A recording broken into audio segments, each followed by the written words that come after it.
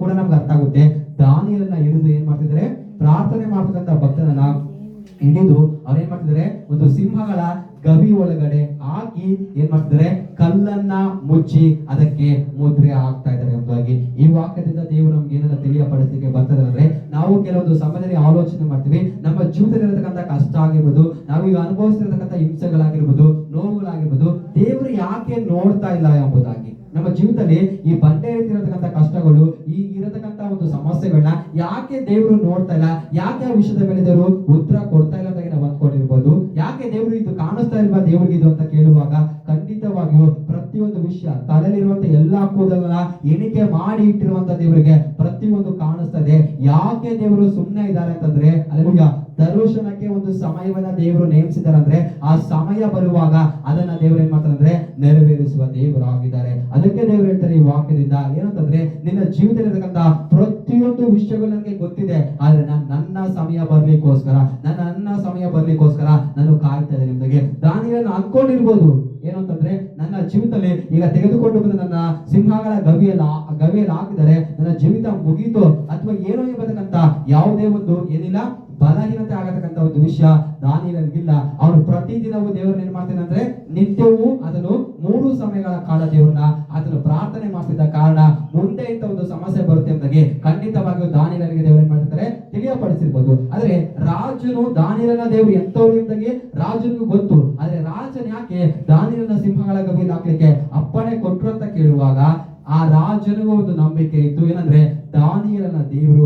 ಖಂಡಿತವಾಗಿಯೂ ಸಿಂಹಗಳ ಗವಿಯಲ್ಲಿ ಅವನಿಗೋಸ್ಕರ ಒಂದು ಅದ್ಭುತವನ್ನ ಮಾಡ್ತಾರೆ ಎಂದಾಗಿ. ಇವತ್ತು ಅನ್ಯ ದೇಶದ ಒಂದು ರಾಜನಿಗಿರತಕ್ಕಂಥ ಒಂದು ನಂಬಿಕೆ ಇವತ್ತು ಕ್ರೈಸ್ತರಲ್ಲಿ ಕಾಣ್ತಾ ಇಲ್ಲ ಎಂದಾಗಿ. ಒಂದು ಸಮಸ್ಯೆಗಳು ಬರುವಾಗ, ಜೀವಿತದಲ್ಲಿ ಒಂದು ಸ್ವಲ್ಪ ಶೇಕಿಂಗ್ ಉಂಟಾಗುವಾಗ, ಒಂದು ಕಷ್ಟಗಳು ಬರುವಂತ ಸಮಯದಲ್ಲಿ ಖಂಡಿತವಾಗಿ ಸೋತು ಹೋಗತಕ್ಕಂಥ ಕ್ರೈಸ್ತರು ಬಹಳವಾಗಿದ್ದಾರೆ ಎಂದಾಗಿ. ಆ ಅನ್ಯ ದೇಶದ ರಾಜನನ್ನ ನೋಡಿ, ಅವರು ಕ್ರೈಸ್ತರಲ್ಲ, ಯಾರು ಅಲ್ಲ, ಆದ್ರೆ ಆ ವ್ಯಕ್ತಿ ದಾನಿಯೇಲನನ್ನ ಸಿಂಹಗಳ ಗವಿಯಲ್ಲಿ ಹಾಕುವಾಗಲೇ ಅವನಿಗೊಂದು ನಂಬಿಕೆ ಇತ್ತು, ಏನಂದ್ರೆ ಖಂಡಿತವಾಗಿಯೂ ದಾನಿಯೇಲನ ದೇವರು ದಾನಿಯೇಲನಿಗೆ ಸಹಾಯ ಮಾಡ್ತಾರೆ. ಆ ರೀತಿಯಾಗಿ ಸಹಾಯ ಮಾಡ್ತಾರೆ ಎಂಬತಕ್ಕಂಥ ನಂಬಿಕೆ ಆ ರಾಜನಿಗೆ ಇಲ್ಲ ಅಂದಿದ್ರೆ ಅವನು ಏನ್ ಮಾಡ್ತಾ ಇರಲಿಲ್ಲ ಅಂದ್ರೆ, ದಾನಿಯೇಲನ ಸಿಂಹಗಳ ಗವಿಯಲ್ಲಿ ಹಾಕ್ಬೇಕೆಂಬುದಾಗಿ ಅವರು ಅಪ್ಪಣೆ ಕೊಡ್ತಾ ಇರಲಿಲ್ಲ. ಅವರು ಸಿಂಹಗಳ ಗವಿಯಲ್ಲಿ ಅಲ್ಲಿ ಸುತ್ತಮುತ್ತ ಇರತಕ್ಕಂಥ ಪರಿಸ್ಥಿತಿಯ ನಿಮಿತ್ತವಾಗಿ, ಅವರ ಜೊತೆಲಿರತಕ್ಕಂಥ ಮಂತ್ರಿಗಳ ನಿಮಿತ್ತವಾಗಿ ಅವರು ಆ ಒಂದು ಆಜ್ಞೆನ ಪಾಸ್ ಮಾಡ್ಲೇಬೇಕಾಯ್ತು. ಅದೇ ಪಾಸ್ ಮಾಡಿ ವಾಕ್ಯ ಬರುತ್ತೆ, ರಾಜನು ರಾತ್ರಿಯಾಗಿ ಸಂತೋಷ ಪಡಲಿಲ್ಲಂತೆ, ಆತನು ಏನ್ ಮಾಡಿಲ್ಲ, ಆನಂದದಿಂದ ಉಲ್ಲಾಸವಾಗಿ ರಾತ್ರಿ ಕಳೆಯುವಂತೆ ವಾಕ್ಯ ಬರುತ್ತೆ. ಆತನು ಆಹಾರವನ್ನು ಬಿಟ್ಟು ಅವನು ಉಪವಾಸವಾಗಿದ್ದನು ಎಂಬುದಾಗಿ. ಅದಕ್ಕೆ ರಾತ್ರಿ ಎಲ್ಲ ಉಪವಾಸವಾಗಿ ಕಳೆದ ರಾಜನು ಮುಂಜಾನೆ ವೇಳೆಯಲ್ಲಿ ಬಂದು ಅಲ್ಲೆಲೂಯಾ ದಾನಿಯೇಲನ ಒಂದು ಗವಿಯ ಬಳಿಗೆ ಬಂದು ದಾನಿಯೇಲನ ಕೂಗ್ತಾ ಇದ್ದಾರೆ, ಅಲ್ಲೆಲೂಯಾ, ಜೀವ ಸ್ವರೂಪನಾದ ದೇವರ ಸೇವಕನಾದ ದಾನಿಯೇಲನೇ, ನಿನ್ನ ದೇವರು ಸಿಂಹಗಳಿಂದ ನಿನ್ನನ್ನ ಬಿಡುಗಡೆ ಮಾಡಿದ್ದಾರೆ ಎಂದಾಗಿ. ನಂಬಿಕೆ ಇಲ್ಲ ಅಂತಂದ್ರೆ ದೇವರು ಸಿಂಹಗಳ ಬಾಯಿನ ಕಟ್ತಾರೆ ಎಂಬತಕ್ಕಂಥ ನಂಬಿಕೆ ರಾಜನಿಗೆ ಇಲ್ಲದೆ ಹೋದ್ರೆ ಆ ಮಾತು ಅವನ ಬಾಯಿಂದ ಬರ್ತಾನೆ ಇರಲಿಲ್ಲ. ಅವನ ಮನಸ್ಸು ಬೇರೆ ರೀತಿಯಾಗಿ ಆಲೋಚನೆ ಮಾಡಬೇಕಾಗಿದೆ. ಏನಂದ್ರೆ ದಾನಿಯೇಲನು ಬದುಕಿದಾನೋ ಅಥವಾ ಸಿಂಹಗಳು ಸಂಪೂರ್ಣವಾಗಿ ಅವನನ್ನ ತಿಂದಾಕ್ಬಿಟ್ಟಿದ್ವು ಎಂಬುದಾಗಿ ಅವನ ಆಲೋಚನೆ ಮಾಡಬೇಕಾಗಿತ್ತು. ಆದ್ರೆ ಆ ರಾಜನಿಗೆ ಒಂದು ನಂಬಿಕೆ ಇದೆ, ಏನಂತಂದ್ರೆ ದಾನಿಯೇಲನ ದೇವರು ದಾನಿಯೇಲನಿಗೋಸ್ಕರ ಒಂದು ಅದ್ಭುತ ಮಾಡ್ತಾರೆ ಎಂಬುದಾಗಿ. ಇವತ್ತು ನಾವು ದೇವರನ್ನ ಸಂಶಯ ಪಡೆದ ಹಾಗೆ ನಂಬುವಾಗ ನಮ್ಮ ಜೀವಿತದ ಪ್ರತಿಯೊಂದು ವಿಷಯಗಳು ದೇವರಿಗೆ ಗೊತ್ತು, ಆದ್ರೆ ದೇವರು ಏನಕ್ಕೆ ಸುಮ್ಮನೆ ಅಂತಂದ್ರೆ, ಖಂಡಿತವಾಗಿಯೂ ಆತನಿಗೆ ಒಂದು ಸಮಯವಿದೆ, ಆ ಸಮಯ ಬರ್ಲಿಕ್ಕೋಸ್ಕರ ದೇವರು ಕಾಯ್ತಿದ್ದಾರೆ. ನಾವು ಅಂದ್ಕೊಳ್ಬಹುದು, ಬೆಥೆಸ್ದ ಕೊಳದ ಮುಂದೆಗಡೆ 38 ವರ್ಷದಿಂದ ರೋಗಿಯಾಗಿರತಕ್ಕಂಥ ಒಬ್ಬ ಮನುಷ್ಯನು ಇದ್ದಾನೆ. ಅಲ್ಲೆಲೂಯಾ, 38 ವರ್ಷ ಯಾಕೆ ಬೇಕಾಗಿತ್ತು ಯೇಸು ಕ್ರಿಸ್ತ ದೇವರಿಗೆ? ಮುಂಚಿತವಾಗಿನೇ ಬಂದು ಅವನ ಎಬ್ಬಿಸಬಹುದಲ್ಲ ಅಂತ ನಾವು ಅಂದ್ಕೊಳ್ಬಹುದು. ಆದ್ರೆ ದೇವರು ಎಲ್ಲದಕ್ಕೂ ಒಂದು ಸಮಯ ಇಟ್ಟಿದ್ದಾನೆ, ಆ ಸಮಯ ಬರುವಾಗ ಅದನ್ನು ಕಾರ್ಯವನ್ನ ಮಾಡ್ತಾರೆ ಎಂದಾಗಿ. ಇವತ್ತು ನೀವೇನೇನು ಕಷ್ಟಗಳನ್ನ ಸಮಸ್ಯೆಗಳನ್ನ ಅನುಭವಿಸ್ತಾ ಇದ್ದೀರೋ, ಖಂಡಿತವಾಗಿಯೂ ಆ ವಿಷಯಗಳಲ್ಲಿ ನೀವೇನ್ ಮಾಡ್ರಿ, ಬಿಡದ ಹಾಗೆ ಭದ್ರವಾಗಿ ದೃಢವಾಗಿ ನಿಂತುಕೊಳ್ಳಿ. ನೀವು ಸೋತು ಹೋಗದಾಗೆ ನಿಂತುಕೊಳ್ಳಿ. ಖಂಡಿತವಾಗಿಯೂ ದಾನಿಯೇಲನ ಜೀವಿತದಲ್ಲಿ ಒಂದು ದೊಡ್ಡ ಅದ್ಭುತವನ್ನ ಮಾಡಿದ ಹಾಗೆ ದೇವರು ನಿಮ್ಮ ಜೀವಿತದಲ್ಲೂ ಅದ್ಭುತ ಮಾಡ್ತಾರೆ ಎಂದಾಗಿ. ಮುಂದಿನ ವಾಕ್ಯವನ್ನ ಓದಿ ಹಲ್ಲೆಲೂಯಾ ನಾವು ಪ್ರಾರ್ಥನೆ ಮಾಡೋಣ. ಯೋಹಾನನ ಬರೆದ ಸುವಾರ್ತೆ 19ನೇ ಅಧ್ಯಾಯದ 39-40 ವಾಕ್ಯ ಓದೋಣ. ಯೋಹಾನ ಸುವಾರ್ತ 19 ಅಧ್ಯಾಯ 39, 39-40 ವಾಕ್ಯನ ಓದಿ ಮುಂದೆ ಹೋಗೋಣ.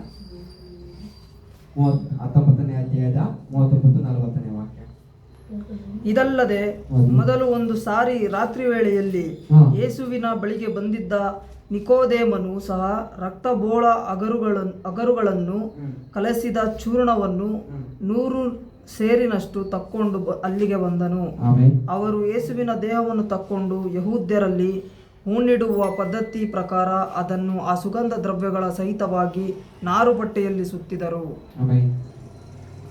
ಅವ್ರೇನ್ ಮಾಡ್ತಾರೆ, ನಾರು ಬಟ್ಟೆಯಲ್ಲಿ ಸುತ್ತಿದರು. ಆತನನ್ನು ಶಿಲುಬೆಗೆ ಹಾಕಿದ್ದ ಸ್ಥಳದಲ್ಲಿ ಒಂದು ತೋಟವಿತ್ತು. ಆ ತೋಟದಲ್ಲಿ ಒಂದು ಹೊಸ ಸಮಾಧಿ ಇತ್ತು. ಅದರಲ್ಲಿ ಅದುವರೆಗೂ ಯಾರನ್ನು ಇಟ್ಟಿರಲಿಲ್ಲ. ಆ ದಿನವೂ ಯಹೂದ್ಯರ ಸೌರಣೆಯ ದಿನವಾದುದರಿಂದ ಆ ಸಮಾಧಿ ಹತ್ತಿರವಿರುತ್ತದೆ ಎಂದು ಯೇಸುವನ್ನ ಅಲ್ಲೇನ್ ಮಾಡ್ತಾರೆ, ಅವರು ಇಡ್ತಾರೆ ಅಂತ. ಅಂದ್ರೆ ನಾರು ಬಟ್ಟೆಗಳಿಂದ ಅವ್ರು ಏನ್ ಮಾಡಿದ್ದಾರೆ, ಸುತ್ತಿದರೆ ಸುಗಂಧ ದ್ರವ್ಯವನ್ನ ಸರಿಯಾಗಿ ಹಚ್ಚಲಿಲ್ಲ.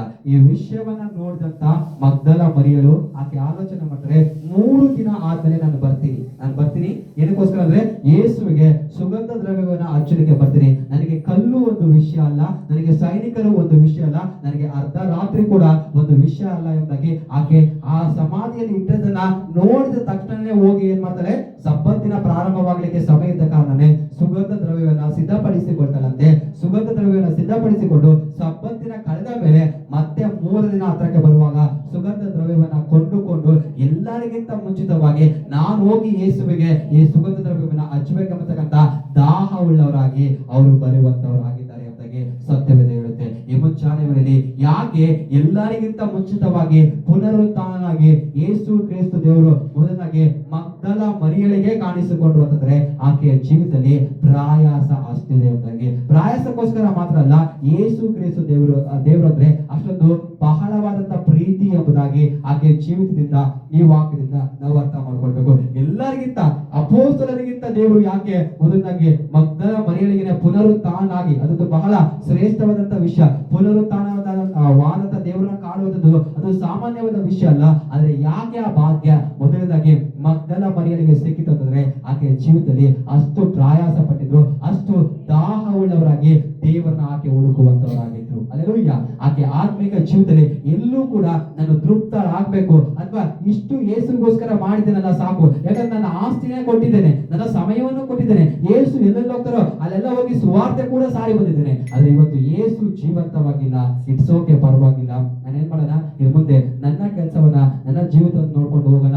ಸಮಾಧಿಯಲ್ಲಿರುವಂತ ಯೇಸು ಮತ್ತೆ ಎದ್ದು ಬರಲ್ಲ, ಇನ್ನೇನು ನಡೆಯಲ್ಲ, ಇಲ್ಲಿವರೆಗೂ ನಡೆದಿದ್ದೆಲ್ಲ ಸಾಕು ಎಂದಾಗೆ ಆಕೆ ಅಂದ್ಕೊಂಡಿಲ್ಲ. ಆಕೆ ಏನ್ ಮಾಡಿಲ್ಲ, ದಾಹ ಉಳ್ಳವಳಾಗಿ ಏನ್ ಮಾಡಿದ್ಲು ಅಂತಂದ್ರೆ ಆಕೆ ಸಮಾಧಿಯ ಬಳಿಗೆ ಹೋದ್ಲು. ಪುನರುತ್ಥಾನಾಗಿ ಬಂದಂತ ದೇವರು ಮೊದಲನಾಗಿ ಮರಿಯಳನ್ನ ಕೇಳ್ತಾರೆ, ಏನಂತಂದ್ರೆ ಅಲ್ಲೆಲೂಯ್ಯ, ಏನಂತಂದ್ರೆ ಅಮ್ಮ ಯಾಕೆ ನೀನು ಅಳ್ತಾ ಇದ್ದೆ ಅಂತ ಕೇಳುವಾಗ ಆಕೆ ಹೇಳ್ತಾರೆ ಒಂದು ಮಾತನ್ನ, ಏನಂತಂದ್ರೆ ನನ್ನ ಸ್ವಾಮಿ ಈ ಸಮಾಧಿ ಒಳಗಡೆ ಕಾಣಿಸ್ತಾ ಇಲ್ಲ.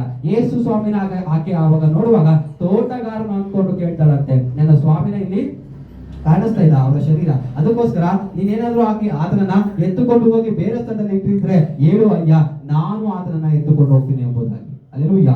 ಒಂದು ಏನಂದ್ರೆ ಸತ್ತೋಗಿರತಕ್ಕಂಥ ಶರೀರ ಅನ್ನುವಂಥದ್ದು 3 ದಿನಗಳ ಹಾಗೆ ಬಿಟ್ರೆ ಅದೆಷ್ಟು ವೆಯ್ಟ್ ಬರ್ತದೆ. ಆದ್ರೆ ಆಕೆ ಯಾವುದೇ ವೆಯ್ಟ್ ಅನ್ನ ಕೂಡ ಆಲೋಚನೆ ಮಾಡ್ತಿಲ್ಲ, ಅಥವಾ ಅದರಿಂದ ಸ್ಮೆಲ್ ಬರುತ್ತೆ ಎಂಬುದಾಗಿ ಮಗ್ದಲ ಮರಿಯಲು ಆಲೋಚನೆ ಮಾಡ್ತಿಲ್ಲ.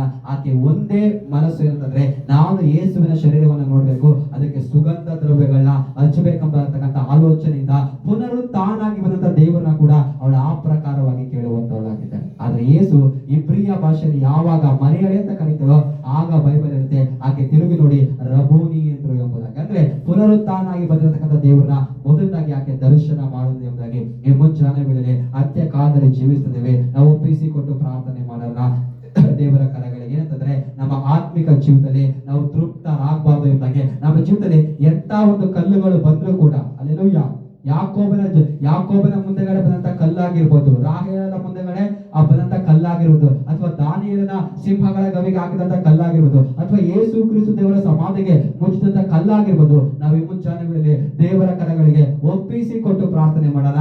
ಕಲ್ಲು ಎಷ್ಟೇ ದೊಡ್ಡದಾಗಿದ್ರು, ಕಲ್ಲು ಎತ್ತದೇ ಆಗಿದ್ರು, ಅದನ್ನ ಸರಿಸಲಿಕ್ಕೆ, ಅದನ್ನ ತೆಗೆದು ಹಾಕ್ಲಿಕ್ಕೆ ದೇವರು ಸರ್ವಶಕ್ತ ದೇವರು ಆಗಿದ್ದಾರೆ. ಆದ್ರೆ ನಮ್ಮ ಆತ್ಮಿಕ ದಾಹ ಖಂಡಿತವಾಗಿಯೂ ಅಂತ್ಯಕಾಲದಲ್ಲಿ ಕಡಿಮೆ ಆಗಬಾರ್ದು. ಯಾಕೆಂದ್ರೆ ದಾಹ ಉಳ್ಳವರು ನನ್ನ ಬಳಿಗೆ ಬಂದು ಕುಡೀರಿ ಅಂತ ಹೇಳ್ತಂತ ದೇವರು. ಬೈಬಲ್ ಹೇಳ್ತದೆ ಯೋಹಾನ ಸುವಾರ್ತೆಯಲ್ಲಿ, ಏನಂತಂದ್ರೆ ದೇವರು ಅಲ್ಲೂಯ ದಾಹ ಉಳ್ಳವರಿಗೆ ಏನಂತಂದ್ರೆ ಪರಿಶುದ್ಧಾತ್ಮನ ಅಳತೆ ಇಲ್ಲದಾಗೆ ಅನುಗ್ರಹಿಸ್ತಾರೆ ಎಂಬುದಾಗಿ. ಅಳತೆ ಇಲ್ಲದಾಗೆ ಪರಿಶುದ್ಧಾತ್ಮನ ದೇವರು ಸುರಿಸಲಿಕ್ಕೆ ಸಿದ್ಧವಾಗಿದ್ದಾರೆ. ಆದ್ರೆ ಹೊಂದಿಕೊಳ್ಳಕ್ಕೆ ನಾವು ರೆಡಿ ಆಗಿರ್ಬೇಕೆಂಬುದಾಗಿ ನಮ್ಮನೆ ಮುಂಚಾನೆಗಳಲ್ಲಿ ಒಂದು ಸಮಯ ಒಪ್ಪಿಸಿಕೊಟ್ಟು ಪ್ರಾರ್ಥನೆ ಮಾಡಿ ಇದನ್ನ ಮುಗಿಸುವಂತನ. ಮಹಾಪರಿಶುದ್ಧ ಉಳ್ಳತಕ್ಕಂಥ ತಂದೆ, ಈ ಮುಂಚಾನೆಗಳಲ್ಲಿ ಅಪ್ಪ ಬಂದಿರುವಂತ ಪ್ರತಿಯೊಬ್ಬರು ನಿನ್ನ ಕರಗಳಿಗೆ, ಈ ಸ್ವರವನ್ನ ಕೇಳತಕ್ಕಂಥ ಪ್ರತಿಯೊಬ್ಬರು ನಿನ್ನ ಕರಗಳಿಗೆ ಒಪ್ಪಿಸಿಕೊಡ್ತೇನೆ. ಅವರ ಆತ್ಮಿಕ ಜೀವಿತದಲ್ಲಿ ದೇವರ ರಾಜ ತೃಪ್ತಿ ಅನ್ನತಕ್ಕಂಥದ್ದು ಬರಕೂಡದೆ ಎಂಬುದಾಗಿ, ಆತ್ಮಿಕ ಕಾರ್ಯಗಳಲ್ಲಿ ದೇವರಿಗೆ ಸಂಬಂಧಪಟ್ಟಂತ ವಿಷಯಗಳಲ್ಲಿ ಅಪ್ಪ ತೃಪ್ತಿವಂತರಾಗದ ಹಾಗೆ, ಆತ್ಮಿಕ ಜೀವಿತದಲ್ಲಿ ಯಾರು ಸೆಟಲ್ ಆಗದ ಹಾಗೆ ಕರ್ತನೆ, ದಾಹ ಉಳ್ಳವರಾಗಿ, ಇನ್ನೂ ದಾಹ ಉಳ್ಳವರಾಗಿ,